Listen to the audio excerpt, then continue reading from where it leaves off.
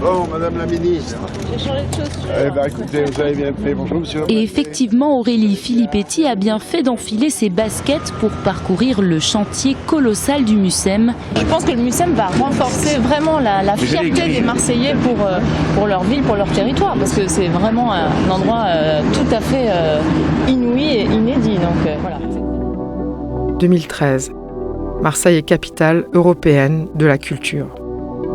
On voit sortir de terre de grands équipements culturels, Mucem, FRAC, J1, Musée Regard de Provence, etc.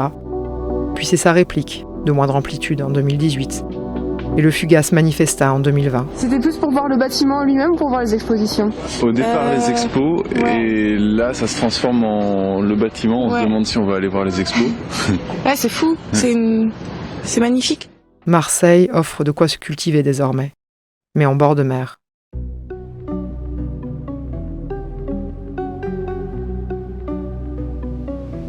Marseille. Plus que jamais, elle suscite une intense activité médiatique et de nouveau semble éveiller bien des convoitises. Quel est ce tumultueux Big Bang dans lequel bouillonnent et se percutent les imaginaires, les aspirations, des histoires du monde entier? Martien. Pour comprendre cette ville ovni, peuplée de Marseillais d'un jour ou d'une vie, nous partons à la rencontre de ces Martiens de tous bords qui la vivent, s'y expriment et écrivent le futur. Des Martiens qui portent un nouveau regard sur la plus vieille ville de France. Épisode 3. French Connection.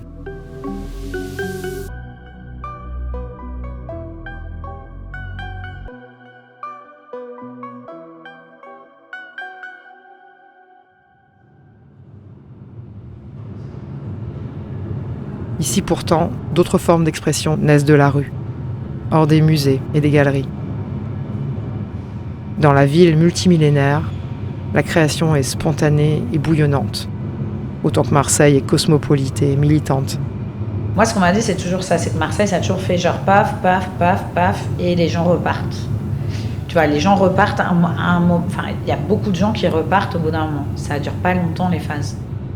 Une conjonction d'éléments propices qui n'a pas échappé à Jeanne Mercier. Elle a atterri ici il y a peu. En fait, je réfléchissais, la première fois que je suis venue à Marseille, j'avais 18 ans. Et après, je suis venue tous les ans pendant 20 ans, parce qu'il y avait les rencontres d'Arles à côté. Donc, je suis toujours venue à Marseille, donc je l'ai vue évoluer pendant 20 ans. Donc, je m'appelle Jeanne Mercier, je suis commissaire et critique depuis 2005. J'ai une spécialité au départ autour de l'histoire de la photographie du continent africain. Et j'ai cofondé en 2006 une plateforme autour du métier de photographe en Afrique avec Baptiste de Ville-d'Avray. Ça a toujours été Marseille ou Rabat, Marseille ou Lisbonne. On a atterri à Lisbonne pendant 3 ans et ensuite Marseille ou Marseille. On voulait une ville qui nous ressemble, qui soit à la fois avec des engagements, où il y a un vrai militantisme aussi, où il y a une vraie vie associative et des projets porteurs. On quittait le Portugal, où le Portugal c'est un pays où c'est très difficile d'être sur des engagements de société, il y a très peu de militantisme. Et on trouvait que c'était dur en tant que Français peut-être. Et Marseille correspondait à ça. On a un lien au Maghreb assez fort, on travaille beaucoup avec l'Algérie, la Tunisie et le Maroc à travers la plateforme Africaine Visu. Et c'est la ville de France où on connaît le plus de monde. Donc pour nous, c'était une ville où on savait qu'on avait des repères et on savait que c'était aussi une ville où on pouvait arriver en disant voilà, on arrive les mains dans les poches. C'était un endroit où on savait que les gens nous accueilleraient aussi facilement. C'est comme, je dirais... au Maroc. C'est très facile de rencontrer... Moi, je trouve que c'est assez facile de rencontrer les gens. Et il y a un rapport de rue qui peut être parfois violent. Parce que le rapport marseillais ne ment pas. Pour moi, c'est ça qui est intéressant, c'est que tu es dans une frontalité qui n'est pas facile forcément à gérer, mais qui au moins permet de savoir tout de suite à qui on a affaire. Moi, je rencontre des gens quasiment toutes les semaines, et c'est pour ça que je fais ce métier. On va rencontrer... plein de différents acteurs qui viennent du monde entier, des Marseillais de Marseille, des Corses de Marseille, des gens qui sont arrivés il y a 15 ans, 20 ans, mais ça peut être des gens du Maroc, d'Algérie, des Comores. Et puis, c'est une ville où, nous, on le voit, il y a énormément de photographes, auteurs qui travaillent sur des sujets qui me touchent, puisque c'est énormément lié à la question de la transmission, de l'héritage. Badr El Hammami travaille sur la question de la transmission des objets berbères, hein, et Marseille a bien sûr été hyper intéressant, un terrain très intéressant. Il a fait une résidence à la Friche où il a travaillé ici, et c'est pas pour rien que ce sujet est venu à Marseille, parce que justement tu pouvais vraiment suivre les péripéties d'objets qui suivaient les histoires personnelles. Dans le 3e arrondissement de Marseille, l'école Bugeaud, au quartier Belle de Mai, rebaptisée école Ahmed Latim, du nom du tirailleur algérien de 24 ans tué par les occupants nazis. Je préfère que cette école, elle porte le nom d'un héros plutôt que le nom d'un bourreau. Bugeaud, c'est quelqu'un qui a fait des massacres, qui a assassiné des femmes et des enfants en Algérie. Ahmed Latim, c'est un jeune soldat engagé qui est mort pour nous, mort pour la France, mort pour Marseille, sur la colline de Notre-Dame-de-la-Garde. Et puis, ces vraiment toutes dernières années, on voit des jeunes artistes qui ont 25-26 ans, qui viennent à Marseille parce que les ateliers étaient encore... On pouvait trouver des grands ateliers à partager pas cher, qu'il y a eu aussi une effervescence avec plein de lieux qui se sont montés comme Coco Velten, Artagon, Bureaupolis. Marseille paraît une alternative avec des lieux potentiels d'expérimentation aussi hyper riches, puisqu'entre la Camargue et les savoir-faire ancestraux autour, par exemple, des cannes, du tissage, du vannage, autour de la céramique avec les terres de Rustrel ou les calanques, le rapport à la nature, on va avoir donc un vrai sujet autour de ces questions écologiques qu'on voit à la fois en design, art contemporain et artisanat. Ces questions aussi autour du féminisme qu'on va retrouver ici.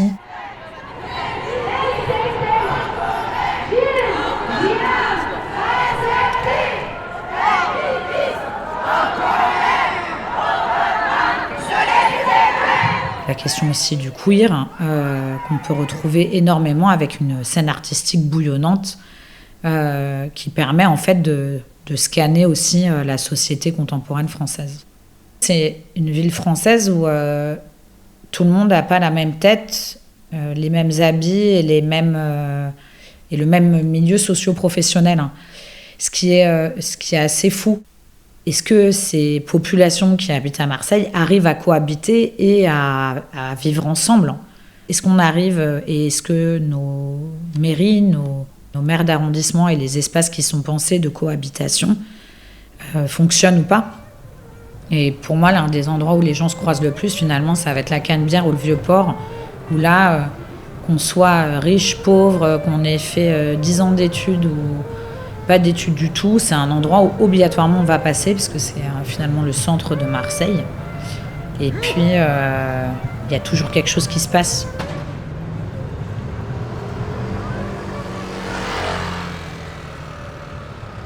Il y a énormément de projets qui ont été faits et pensés depuis Marseille. Comme l'État était défaillant et que la façon dont était gérée la ville était complexe, il y a beaucoup de projets associatifs ou personnels qui se sont développés, qui ont permis, je pense à l'Hôtel du Nord, avec par exemple le fait qu'on puisse trouver des hébergements dans des quartiers qui n'étaient pas du tout touristiques, et avec des balades urbaines, on peut aller rencontrer les communautés arméniennes, manger un repas kabyle ou découvrir les stacks. Il y a plein de projets comme ça qui se sont développés, et aussi beaucoup de projets dans des centres sociaux et artistiques qui sont hyper intéressants, je trouve, à Marseille. Il y en a eu plein, il y en a qui ont existé, qui ont périclité, à la Castellane par exemple, dans différentes cités. Mais là, je regarde par exemple beaucoup d'étudiants des Beaux-Arts, en sortant des Beaux-Arts d'Aix ou de Marseille, par exemple, continuent avec des projets pendant 1 an. Il y en a un dans le 14e, je sais, dont j'ai vu plusieurs résultats au château de Servières, et qui est excellent, où c'est un accompagnement avec les habitants et les artistes. Et c'est vraiment des projets à plusieurs voix. Par exemple, Johanne Lamoulaire, elle travaille sur la question des habitants, et c'est vraiment des collaborations qui se font sur du long terme. Geoffroy Mathieu qui travaille sur le paysage, c'est pareil, c'est quelqu'un qui habite les paysages, il travaille avec le GR et le bureau des guides, qui sont des projets qui sont très intéressants parce qu'ils croisent finalement tous les savoirs. Une grande question que je me pose sur l'évolution de Marseille, c'est le fait que le coût de l'immobilier augmentant, est-ce qu'on pourra toujours avoir tous ces ateliers qu'il y a, n'importe quoi, Reconsola, à la Plaine, en dehors de gros projets de groupes, soit immobiliers ou de groupes d'entrepreneurs.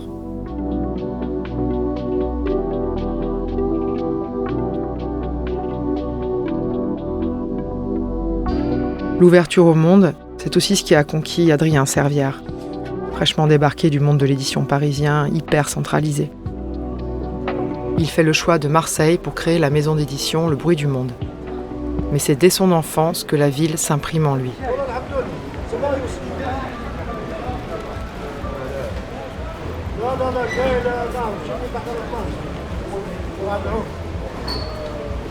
S'il y a bien un choix qu'on ne regrette pas depuis 1 an et demi, c'est bien celui d'être venu s'installer à Marseille, quoi.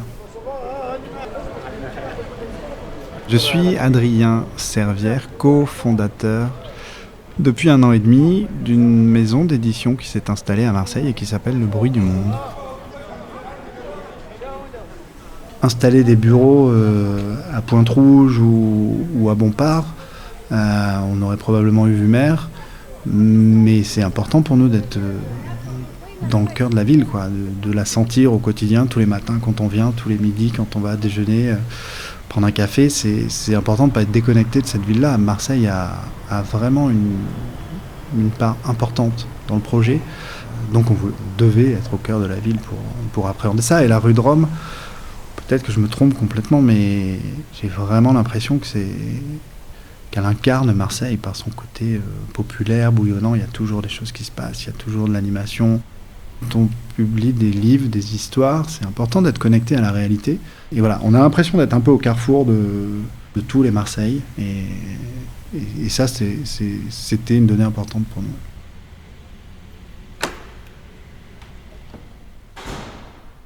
Pourquoi Le Bruit du Monde à Marseille ? En réalité, ça fait quelques années que ma compagne et cofondatrice et moi travaillons dans l'édition qui est très majoritairement parisienne. L'édition française est quand même concentrée à Paris. Je dirais pas qu'on a eu le sentiment d'en avoir fait le tour, mais quand il a été question de créer notre propre maison, on s'est posé beaucoup de questions, notamment celle de savoir ce qu'on pouvait apporter au paysage éditorial français. On avait plein de très bonnes idées, et une de ces bonnes idées nous a semblé être d'installer la maison d'édition à Marseille, ce qui d'entrée nous différenciait des autres éditeurs, et d'avoir un point de vue différent sur les livres, sur les textes. Et forcément, en étant ici, on décale un peu le regard. Quant à moi, j'ai découvert Marseille en 2003. J'étais à l'époque étudiant à Clermont-Ferrand, ville dans laquelle j'ai grandi. Et un professeur de psychosocial nous parlait beaucoup du comportement des gens dans les stades. Et il nous parlait très souvent du stade Vélodrome. Alors moi, j'aimais déjà le foot et j'étais déjà fan de l'OM. C'est quelque chose qui remonte à l'enfance, comme tous les supporters de foot, je crois. Moi, j'ai découvert l'OM au début des années 90. Mon premier souvenir de foot, c'est l'OM. C'est 91, la fameuse finale perdue. Et je suis chez mon grand-père, on regarde le match tous les deux. Mon grand-père déteste l'Olympique de Marseille. Mais ce soir-là, il a décidé de faire une exception parce qu'il voit que moi, je suis en transe avant le match. Et à la fin du match, on pleure tous les deux, quoi. Et 2 ans après, en 93, je suis à nouveau en train de regarder le match avec lui. Et cette fois-ci, évidemment, on rigole à la fin du match. Et c'est fini! L'Olympique de Marseille a remporté la Coupe d'Europe des clubs champions. Un club français a enfin gagné une Coupe d'Europe. C'est l'Olympique de Marseille, vainqueur du Milan AC. Un jour, je me suis décidé à venir au stade Vélodrome pour voir ce que c'était que cette fameuse ambiance. Et le premier match que j'ai vu au Vélodrome, c'était un match de Ligue des Champions, Marseille contre le Partizan de Belgrade. Et j'ai été sidéré. Je suis tombé en fascination pour ce stade. J'ai passé 1h30 à regarder le virage sud plutôt qu'à regarder ce qui se passait sur le terrain. Ça a vraiment été un choc.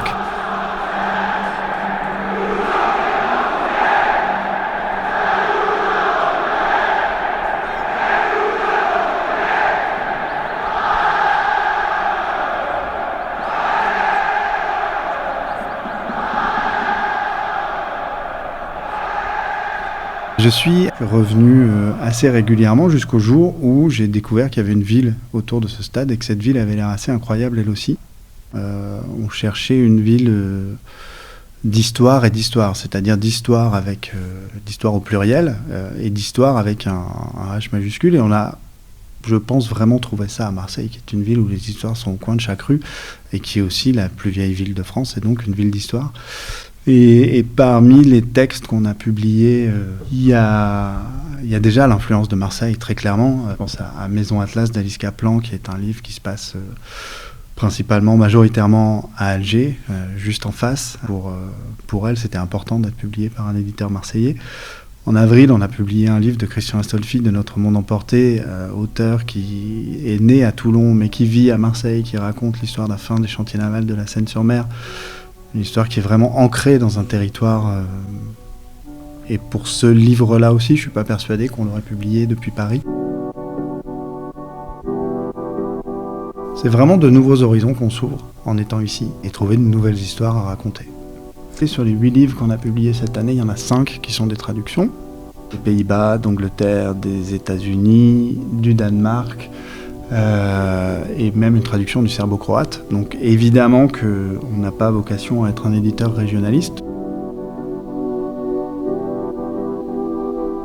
On est loin d'être la première maison d'édition marseillaise. Il y avait déjà tout un paysage éditorial marseillais important, à la fois récent et historique. Il ne faut pas oublier que Robert Laffont est né à Marseille, qu'il y a quand même eu la grande période des Cahiers du Sud et que depuis pas mal d'années, il y a Le Mot et le Reste, il y a les éditions Wild Project de Baptiste Lanaspez, il y a Le Bec en l'air, il y a plus récemment les éditions du Typhon, les éditions Agone aussi, qui sont quand même...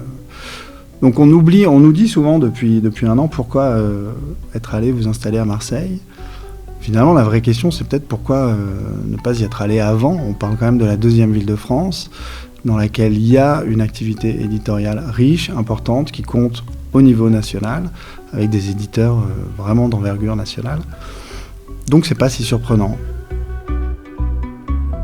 de découvrir le Marcel Pagnol du XXIe siècle. Ça fait partie des fantasmes.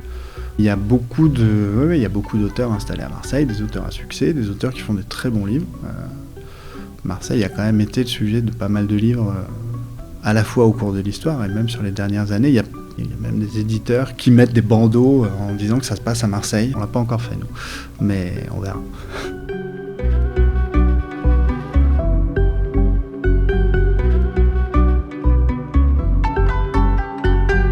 Le monde s'écrit donc depuis Marseille. Mais à Marseille, il se raconte aussi sur ses murs. L'atelier Méta 2 s'attache à défendre cet autre pan du patrimoine artistique marseillais. En créant le MoMA, le Musée des Arts Urbains de Marseille, Méta 2 a donné naissance à un véritable parcours d'art à ciel ouvert sur l'arrière-port de la ville. En décembre dernier, une nouvelle fresque a vu le jour dans le quartier Félix Piat.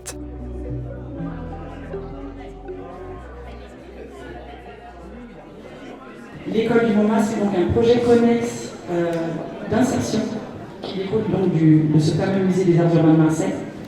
C'est le Prisme Insertion et cette école, c'est 16 jeunes qui ont participé pendant 6 semaines à un parcours de formation autour des métiers du bâtiment travail en hauteur et de la communication, puisqu'on avait besoin de ces métiers-là en fait pour notre projet d'art urbain.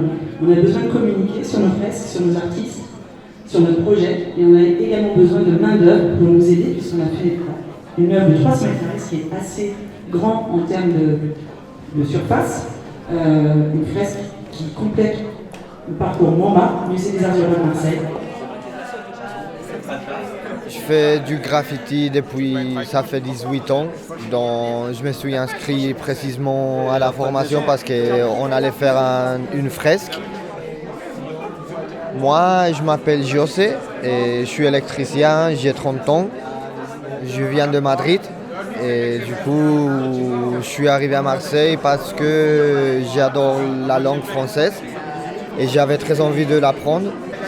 Et là, je me suis installé à Marseille parce qu'il y a tout ce qui m'intéresse ici. Il y a la nature, il y a la mer, il y a pas mal d'art urbain, que ça j'aime bien. Mon père, il est serrurier, donc toujours m'a montré un peu le monde du bâtiment. Et après, dans le quartier, on faisait des tags, on a commencé, ça fait 18 ans, donc c'est des choses qui vont en parallèle. Ici au moment, bon, je me suis inscrit parce que j'ai vu une personne qui faisait une fresque et suspendue d'un harnais. Donc je crois que j'ai trouvé le bon endroit parce qu'il y a tout ce qui m'intéressait, l'art et un peu le monde du bâtiment. Je regarde pas trop le street art, je regarde beaucoup le graffiti. Et pour moi, oui, il y a un groupe de graffiti à Marseille que pour moi c'est le top, que c'est NAV, N-A-V. Ils sont partout et ils font ça depuis 1990, 92.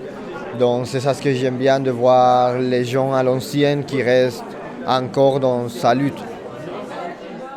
À Marseille, tu peux t'exprimer où tu veux, comme tu veux, à l'heure que tu veux. Quand j'avais 14 ans, j'ai commencé à écouter beaucoup le rap français. Et c'est ça ce qui m'intéressait beaucoup de la France, d'apprendre la langue. Je commence à rapper en français. C'est pour la classe ouvrière, c'est pas pour la première classe. C'est pour mes sœurs et frères qui sont dans les chômages. Et c'est tout grâce à vous, pour ce que vous avez fait, pour travailler très dur jusqu'à l'éternité. Il est 7 heures de mat, et je parle avec lui. Je te parle de mon patron, il s'emballe ma vie. Son problème c'est l'argent, le mien c'est sur ma mère. Il dit n'importe quoi, fais ça ce que tu dois faire. C'était mon rêve de chanter en français.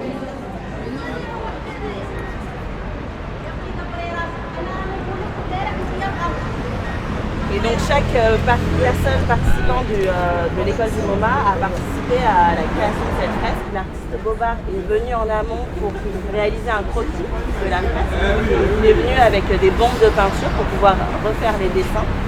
Et ensuite, les jeunes donc, sont venus pour intervenir sur les couleurs. Donc on avait toutes les pinceaux, toutes les couleurs sur place. Et on devait choisir et se repérer avec une maquette qui était pré-imprimée sur tout le mur.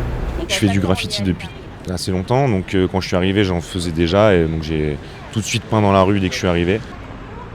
Moi c'est Bobard, je suis peintre, tatoueur, au début plus la peinture sauvage et petit à petit je fais aussi des trucs plus officiels comme ce mur. On a un peu tout Marseille qui est représenté, on a essentiellement aussi des représentations du quartier Félix Piat, je ne sais pas si certains connaissent, mais on voit certains bâtiments.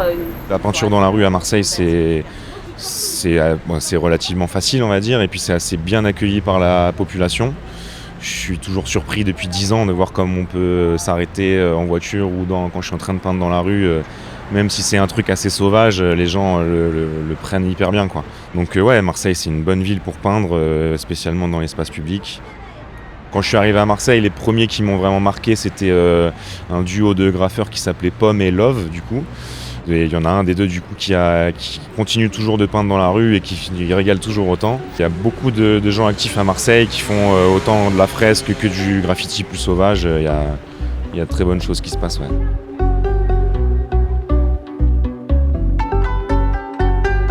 L'idée même de l'atelier, c'était d'ouvrir notre lieu à la pratique artistique pour des jeunes qui étaient plutôt exclus de cette pratique. Et faire participer à l'embellissement de leur quartier. C'est comme ça qu'est né un peu aussi tous les projets dans l'espace public. Aurélie Masset, moi je suis directrice de Méta 2, qui est un lieu de création artistique en art visuel, art urbain et design, situé donc dans le 3e arrondissement à Marseille. L'ADN de Méta 2 à l'origine, c'était d'être un lieu de création en proximité des territoires enclavés, d'une population ou d'une jeunesse qui n'avait pas forcément accès à la culture. Son Son fondateur, c'était Malik Ben Messaoud, donc un jeune artiste qui avait fait ses premières armes à la friche du temps du foisonnement de la culture urbaine avec tous les groupes comme I Am, Funky Family. Voilà, Malik faisait partie un peu de cette team-là à la friche. Et donc, petit à petit, on a investi ce quartier-là par la culture. C'était un vecteur, mais ça créait aussi du lien avec d'autres structures qui étaient plus sociales, plus sur la santé, plus sur l'habitat. Voilà, aujourd'hui, on mène depuis toutes ces années d'expérience avec la jeunesse, avec la formation, avec l'insertion, avec le social. Et les artistes, on a créé ce nouveau projet qui s'appelle le MoMA, Musée des Arts Urbains de Marseille, et qui décline de toute cette expérience passée. Et on reste aussi encore et toujours sur ces territoires qui nous intéressent, les quartiers nord, le grand centre-ville, encore ces quartiers enclavés de la ville, puisque notre souhait, c'est de créer un parcours d'art urbain, mais qui sera réalisé avec les habitants ou avec les jeunes du territoire ou avec les entreprises ou avec les collectivités. Et ce parcours, on veut qu'il soit sur ces territoires pour amener les gens à se déplacer sur ces territoires à l'avenir. Au-delà du tourisme, c'est aussi de faire avec les habitants de ces territoires et d'apporter quelque chose à ce territoire. Alors cette fresque-là particulièrement, puisque elle est intégrée à un projet qui est sous-jacent au MoMA, qui s'appelle l'école du MoMA.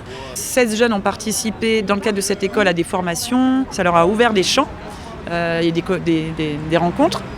Et ils ont participé donc à la réalisation de la fresque avec l'artiste. Donc cette œuvre, voilà, c'est une de plus sur le parcours du MoMA, réalisée dans le cadre de l'école du MoMA. Dans les années 80-90, il y avait énormément un contexte de battle qui se passait, de battle de breakdance qui se passait sur la Canebière. C'était vraiment la ville de la culture urbaine, Marseille, à travers le rap, à travers le breakdance, la danse, le hip-hop. Également les artistes de l'art urbain, mais je pense que ce qui était vraiment prégnant, c'était essentiellement le rap et la danse. Donc moi je pense qu'il y a des bases et il y a une souche à Marseille. Je pense qu'il y a toujours eu un foisonnement culturel, mais qu'il était moins relié ou moins, on va dire, révélé. Donc on redécouvre Marseille, j'ai l'impression. Il y a un réengouement, je dirais. C'est une ville qui est très très graffée, une des plus graffées en France, il faut le savoir. On a déjà des projets sur le Panier, au cours Julien, qui sont des lieux emblématiques de la ville, où c'est plutôt du graphe sauvage. Quand on l'utilise sur une ville qui a déjà cette appétence de l'art urbain, on est accepté parce que c'est pas une ville qui va pas comprendre ce type de projet en fait. Et puis, ce qui est intéressant, c'est de se dire que ça va permettre vraiment ce lien entre différents acteurs du territoire. Et c'est un prétexte en fait. Mais c'est un prétexte qui est plutôt joli. Et MoMA, on a su en Europe, on commence à en parler alors qu'on n'était même pas au courant, mais les artistes nous ont fait savoir, ceux de Marseille, mais on vous connaît en Espagne, à Lisbonne, on vous connaît, alors qu'on n'a pas réellement amorcé ce travail-là, et on espère faire venir des Marocains, des Colombiens, on essaye d'y travailler là. À Marseille, la création est au coin de la rue donc, sur les murs et dans les attitudes, dans les looks. Une liberté de création qui s'exprime à travers la mode. Dans le prochain épisode de Martien, loin des Fashion Weeks, Marseille est dégaine. Martien, un podcast en 5 épisodes, imaginé par l'agence Dunk, écrit et réalisé par Anne-Sophie Lebon.